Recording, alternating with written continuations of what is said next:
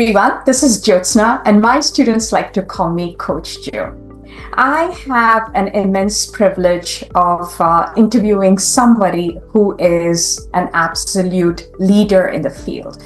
Not only is he a doctor who has dedicated his life to kind of serving others, he's also an author of this book, a book on immigrant doctors. He is Dr. Satheesh Kathula. Bear with me while I go over his bio. He is a founding member of the Association of Indian Physicians from Ohio.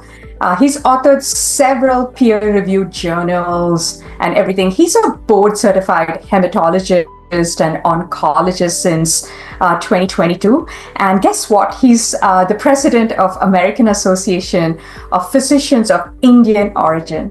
So please welcome Dr. Satheesh Kathula. Welcome, Dr. Kathula.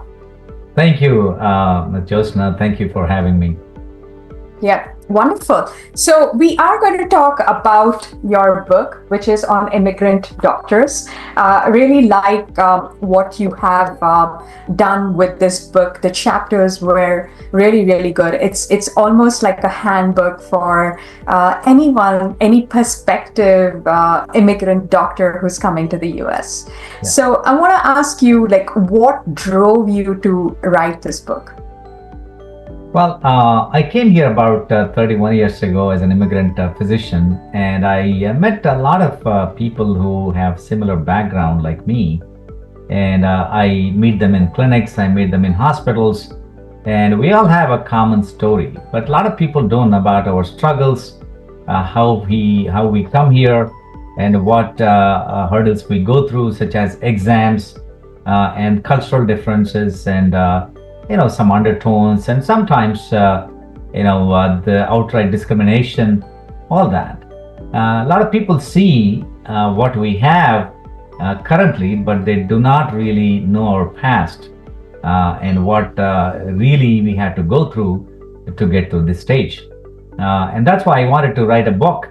This is not only for the upcoming or aspiring physicians who are trying to come here from different countries, but also for the people here, such as patients and their families who wonder how these doctors, the immigrant doctors, really come to this country and practice and be successful. So that's why I want to write this book. I thought of this project like 5 years ago because of my busy schedule. It took a while to put the pen down, and it took me about a couple of years. And not only just my story, but I wanted to gather the stories of people from different countries, and not only from India, but also from Bolivia, and Colombia, and Philippines, Nigeria, Ghana, Syria, and Egypt. All these countries, people have different perspectives if they come from different countries. And they all have common thread. They were educated somewhere, but they had a big dream of coming to the US, and they came here and succeeded. So that's why I wanted to interview all of them. And that process really took a while. And that's why it took me at least a couple of years to write this book. And I really thank all the contributors to this book. Just to get their stories out. These are all deeply personal stories. And they wanted to really tell their tales, how they really got here and how they succeeded. So, yeah. Excellent. So in chapter 5, you talk about the cultural shock transitioning from India to the United States. What was one of the things that stood out? From the accent to the food to the people, using these some colloquial language. It's kind of, it was difficult to understand in the beginning because I used to watch English movies, and I studied medicine in English, and I thought I knew English, but this is not the same English as we speak in India. And there are a lot of things that patients use, like I'm under the weather, or I'm on top of the grass, things like that, the ballpark number or something like that. Those are all those were new for me when I started 31 years ago. And even food, The food was not so spicy as we are used to in India, and not only that, a lot of cheese, a lot of dairy products and things like that, which I had to go through this lactose intolerance thing, and it was really hard to figure out what was happening to me when I ate dairy products and things like that. But anyway, so those are all the cultural things that I have been through. But they really enriched, my life with all the cultural changes that I adopted to. So it's a really a great learning experience. Yeah, and in chapter 6, I have to tell you that anybody who wants to practice in the United States needs to purchase this book because it's so comprehensive and you go over in depth about it. In chapter 6, you speak about surviving the waiting game, life after residency, right? So what is it that you've included many moving depiction of people or doctors waiting for the residency, like a European surgeon becoming a taxi driver, right? So describe or please share with us some of the complication that women doctors kind of face during the waiting period or generally. So it is life before residency, not after residency. Oh, sorry. After writing the exams like USMLE, people wait for their residencies. It may take 1 year or 2 years. Sometimes it may be several years, especially for women who are starting their family. And if both of them are doctors, wife and husband, the wife has to stay. And I've seen several instances where the wife stayed home and took care of the children for 4 or 5 years. And some people really had difficulty getting into residency because if you're not fresh from the medical school, they always ask, what did you do in this gap period? So the women have that unique problem, especially. But a lot of people struggled before their residencies because they had to stay here and do some research without any pay. And some people did some rotations, observerships, and things like that. And for example, as you mentioned, as I wrote in my book, a European surgeon who is a very successful surgeon now, but he had to really survive and to make the ends meet.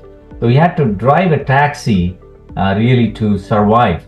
There are so many like that who worked as security guards. Some people worked in grocery stores or liquor stores. And some people worked in some training institutes, and some were working as paid research assistants, but that was not a common thing. But people really worked hard, doing odd jobs to survive before they got into residency. And it was a really, a common theme for a lot of people. But now, it's different because a lot of people who are coming here are kind of wealthy and they don't have to really work. And they can come anytime after they get residency, they can go back and they can come back. In those days, it was not as easy as now. People didn't have too much money. And when they came here, they stayed here for a year or two before they got into residency. And after they get into residency, then they used to go back and come back again. But now things are different. I mean, the mobility has changed tremendously with the frequent flights and, a lot of airports in India. And affordability has gone up, and that's why it's not as difficult as it used to be. Yeah. And also, what are some of the does America have a doctor shortage? Yeah, I mean, by 2035, we need about 125,000 doctors. There is huge physician shortage, especially in rural areas. Because a lot of local doctors don't like to go there. Not only that, with all these things like the electronic medical record system, the regulatory burden, all these things are making people retire early. People who are working until they're 70 or 80, now retiring at the age of 60, 65 because of all these hurdles. The reimbursements are going down.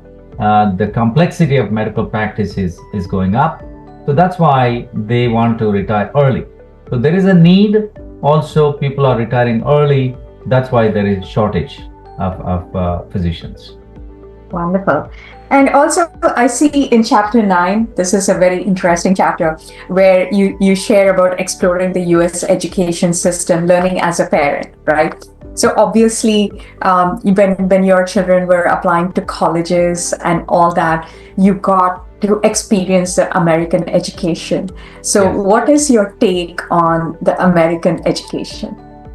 It's wonderful. Actually, people are more mature. The students study whatever they like, and there are so many options available, and they have loans and things like that. And it's if they want to do something, they can pursue that. Unlike in India, where there is emphasis on only two or three professions, like either being a doctor, engineer, or a lawyer or something. But here, people are very free to choose whatever they want, and there is support. And there are scholarships for the people who cannot afford. For people who have money, they can spend their own money or they can even take loans. So that is a system I like. And also, the medical system here is different. The medical school, one has to finish undergrad for 4 years, and then they do 4 years of medical school. So that makes them more mature.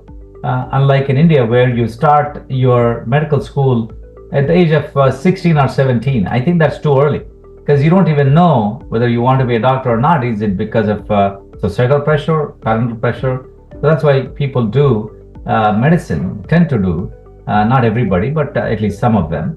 So, but here they have good time to decide. 4 years of undergrad is very good time for maturing and also deciding what one wants to do. So I think this system is better, in my opinion, than Indian system, though it takes a couple more years, but still that gives them that freedom to choose what they want to do.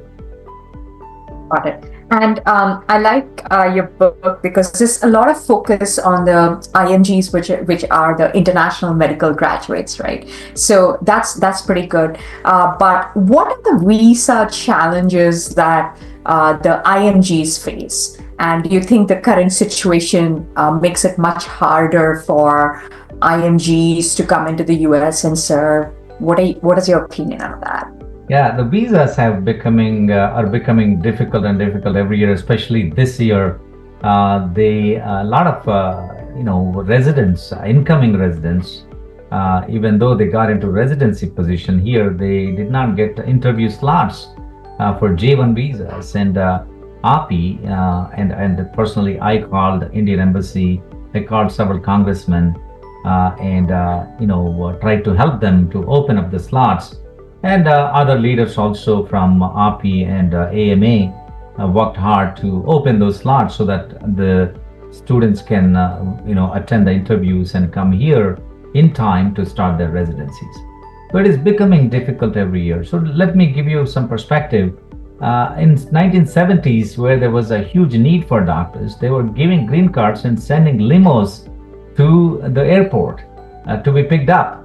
So at that time, it was so easy. But now, even if you have top score in USMLE, and even if you have all the credentials, even if you get into residency, it's kind of hard to get a visa.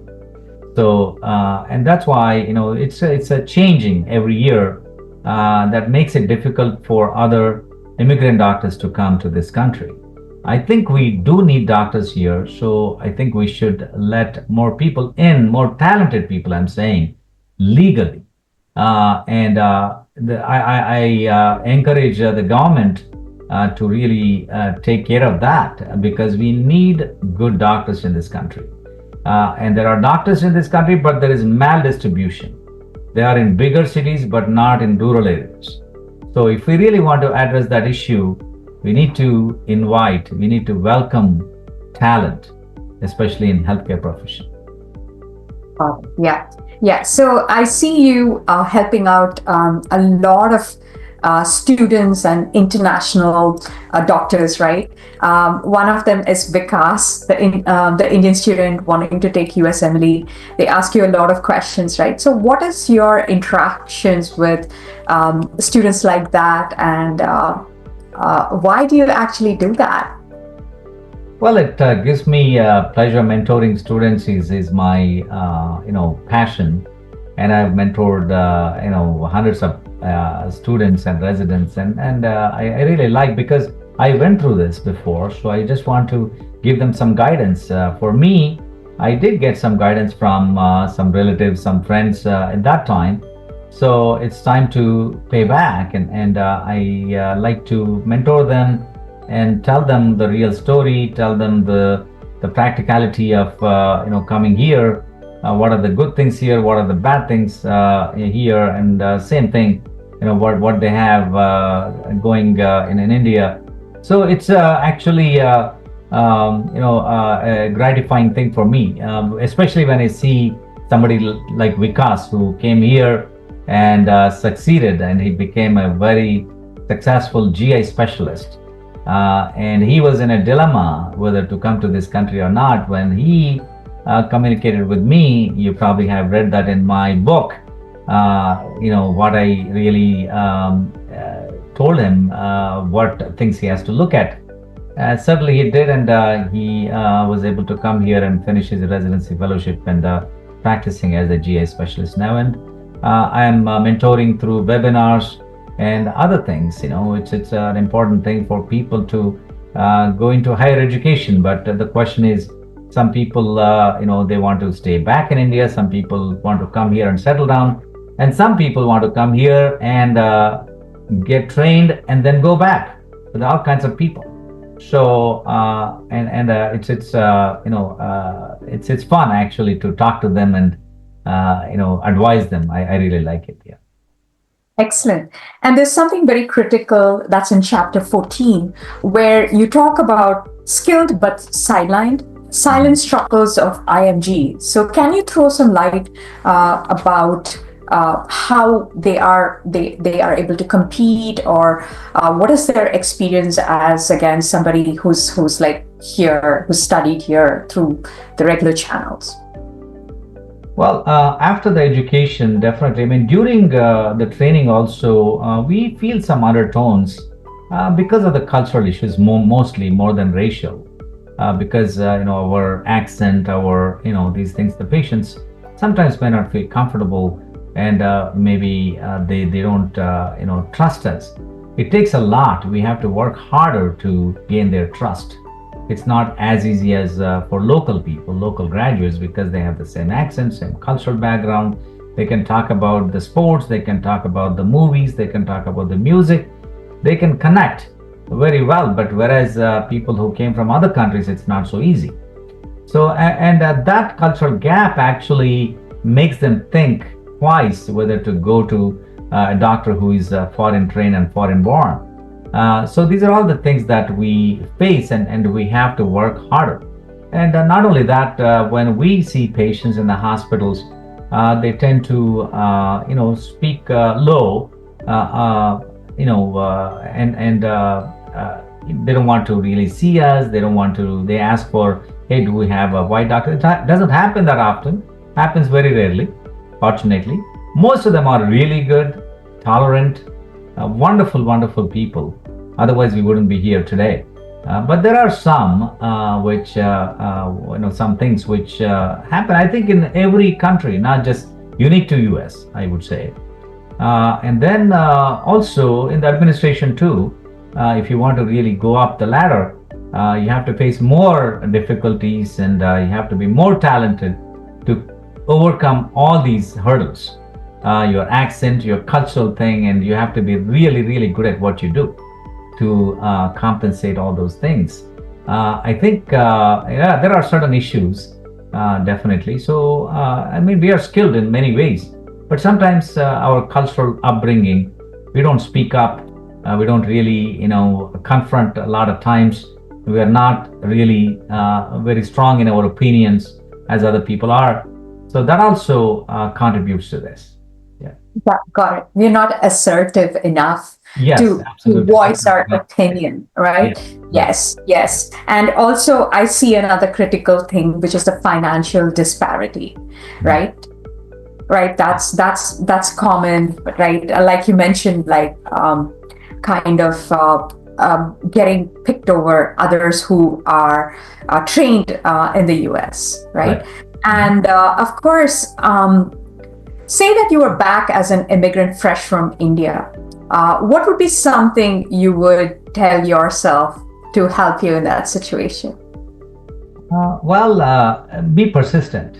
So if you really want to come here, get trained, and do be a very good doctor, you have to be very persistent and strong, and work harder than other people. So that's what I would tell myself. That hang in there. It is one of the greatest countries you can live in and practice in, and the stability that you have here is much better than other countries. And also the ethics still people have, especially medical practice, not too many kickbacks like in other countries. It's just a pleasure to practice here. So if I have to do it here again, come here again, I would do that with a in a heartbeat, actually. Wonderful. And I love chapter 15 because it's all about women. And you write about women IMGs defying the odds, right? Strength, sacrifice, and success in medicine, right? Yes. So how does it affect a woman IMG, right? Yeah, it definitely affects. As I mentioned before, women physicians have more responsibilities. Not only the work but also home, and in some cultures husbands don't help too much, and they have to take care of themselves and their children and household work and everything. So it is tough for them. A lot of women physicians, my friends, really talk about those things, and there are a couple of physicians who actually wrote in their stories that they would come at 9 o'clock, 10 o'clock in the night, and still they do their work and then go to sleep by 11 o'clock, and then in the morning they have to get up and go. And sometimes they have to sacrifice their careers. If there are two doctors in the family, wife and husband, the wife stays back at home and takes care of the family, and that may actually jeopardize her own career. And those are all the things that they go through. And then the discrimination is also more for women. The gender bias is there, and they have to, especially if you are a foreigner, an immigrant doctor, and a woman, that's a double whammy. So you are minority by twofold, and people actually try to take it easy, and they may pass some comments or some less than flattering comments and things like that. So it's a very difficult thing for some women physicians. Most of them do fine. So but there are some issues which are unique to women. You're wonderful. I really had pleasure reading this book, and I highly recommend it. It gave me an insight over the struggles and how hard the IMGs or any person who's practicing a medical profession in US is, right? It doesn't matter where you come from. This is a land of opportunities, and it was really, really a good read. So tell us things that you're so active. We constantly see you in so many events. Tell us something that you do outside this book and anything. Yeah, I love singing. I love music, watching movies. I love sports, cricket and golf.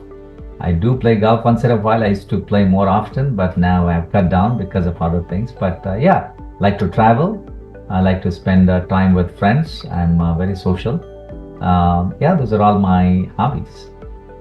Wonderful, wonderful. And what do you and you do so much for API, which is the American Association of Physicians of Indian Origin, right? And you help a lot of IMGs and a lot of people as a part of your organization, right? So what do you have upcoming that would interest doctors and physicians? Well, we are trying to, focus on more on preventive medicine, and then, trying to help IMGs through webinars and workshops and things like that. So my term is ending soon, and then I will be doing a convention in Cincinnati, Ohio, by the end of this month. And with that, I'll totally, get into a past president role, but I'll still be involved in API. And there are a lot of things. We are also trying to promote the ancient medicine, such as Ayurveda, and what kind of properties the Ayurvedic medicines have, and what kind of research they need.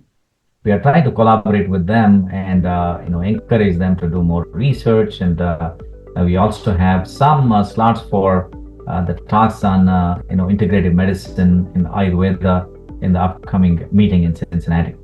So we want to promote that. We want to promote evidence-based medicine, whether it is Ayurveda, whether it is allopathic.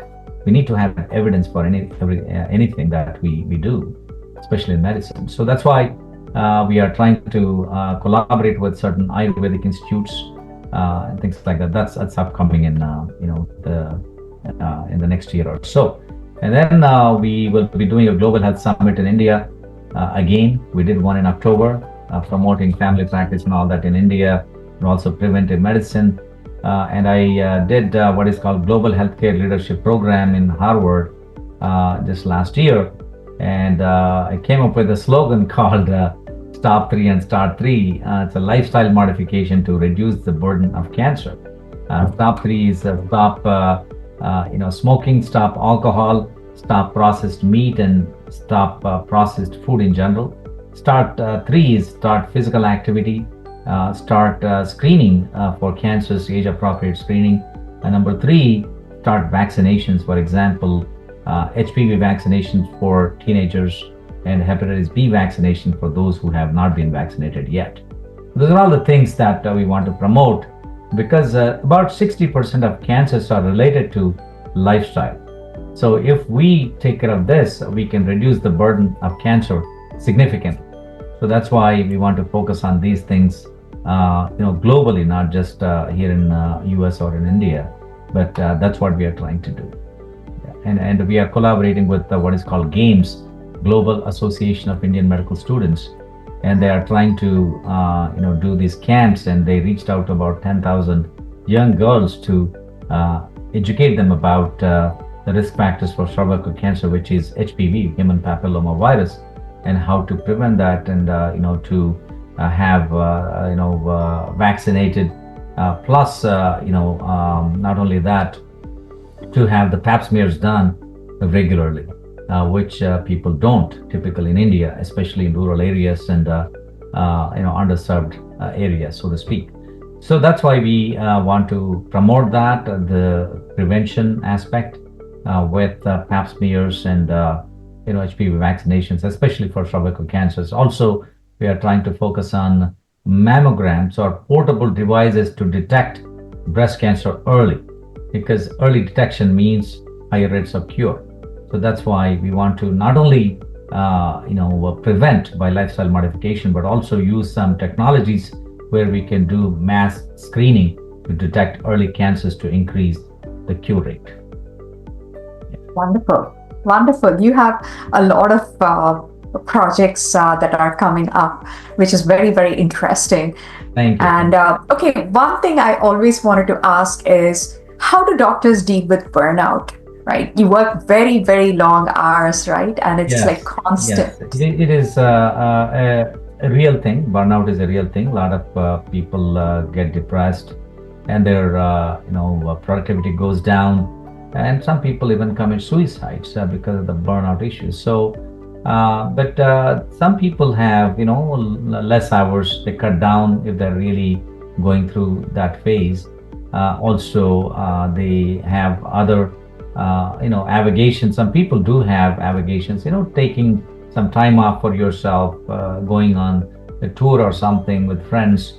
That's why we do tours through hobby, like 3 or 4. We did 2 this year, one to Japan and South Korea, one to Arctic, and talking to some friends, or having a hobby like music, or watching sports or playing sports like golf or something. Socialization also is very, very important. In fact, good socialization can increase a lot of endorphins, a lot of good cytokines, and it can fight inflammation. It's all proven. Even in cancer patients, it can improve survival if you have good socialization with good people, with positive people. So that's what is one of the things that physicians do. But still, some people cannot really come out of that and commit suicide, unfortunately. But that's why we want to bring meditation and all that to all the conferences that we have. We have yoga and meditation in the upcoming meeting too. Like along with that, we are giving about 7 hours of CME, continuing medical education credits, if they attend. So just to make them attend these sessions. So that's an incentive for them to attend. So yeah. Yeah, wonderful. Thank you so much. And I recommend everybody to read this book, Immigrant Doctors. And also, what would be your final advice to teens or Gen Z who want to pursue a career in medicine? Well, medicine is a hard road, but there are rewards. And there are a lot of gratifying moments you'll come across in life. And you help people directly. In every field, there is hard work. Without hard work, you cannot really come up in life. But if your passion is medicine, go for it. Even if there is hard work, even if there is less money every year, it doesn't matter. But pursue your passion and you will be rewarded. Medicine is such a field that you directly deal with patients' lives, patients' health, and they trust you completely. And it is still the most trusted profession out there. And in a survey, they said about 60% of the people trust the doctors. And when you talk about the lawyers, I don't want to really belittle them, but actually they are the least trusted people for some reason. But anyway, but my point is doing medicine, if you have passion for it, if you want to do it, please go ahead. Don't think about others. There are sleepless nights, of course, in everything. Even in business degrees or even in law, you have to read a lot. You have to spend a lot of time reading all these things. So, yeah, that's why, and it is one of the best professions, I can say. Thank you. Wonderful, wonderful. Thank you, Dr. Satheesh Kathula, for coming here and sharing your insight. We want to thank you for all your contribution to the medical community and for supporting and helping so many doctors and everybody through your various organizations. So a big thank you and enjoy your time off.